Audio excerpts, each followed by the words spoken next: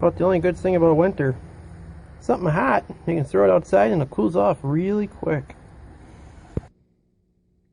Alright, back on the 33 Chevy project.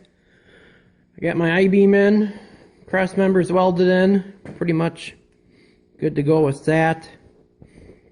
Got my steering linkage in this past week, so finally can get a little progress on that because I was needing that. The original steering box sat right about here somewhere, actually in between those two pieces. And it almost comes out perfect, but the drag link comes at a pretty good angle. And I kind of want to keep it, close to parallel with the tie rod as possible. So that means I have to move the box up about 3 inches and I think down maybe an inch. And once I get that all done, I can plate my frame in both sides. And the neat thing about being able to move the box forward, that's 3 inches. It's going to give me room now for the motor mounts on the side. So I can make them. And it's going to go pretty quick now. Once the motor mounts are made, I can make my steering. So I'll know where my steering box is finally. I can make my steering come through.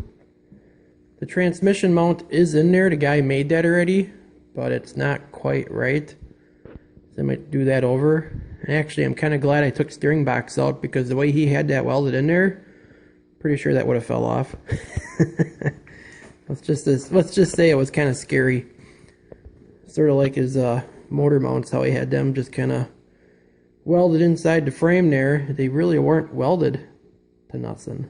So there again, I'm glad I'm taking them out and redoing that. And I got the Krager wheels in. Just mounted up the tires this morning. So we got our big and littles. That's what people like. That's what he likes. I got one sitting on the back there. So my plan today is to get the box done, frame boxed in, and hopefully some motor mounts made. Then I can put the rotors back on quick, throw the wheels on. I'll have to make some I'll clamp on the hairpin brackets just for now. Set it on the ground and see what it looks like. I haven't done that yet. So that's my update. If I get more, I'll let you know. So I got the two front boxing plates whittled out of some stuff I had laying around. Used a cardboard template over there. That was that side. But everything's ground up, fitted nice, so I'll get those tacked in and we'll move on to the box. Alrighty, so the two boxing plates are in, welded in, grounded, or ground down. Turned out pretty good actually.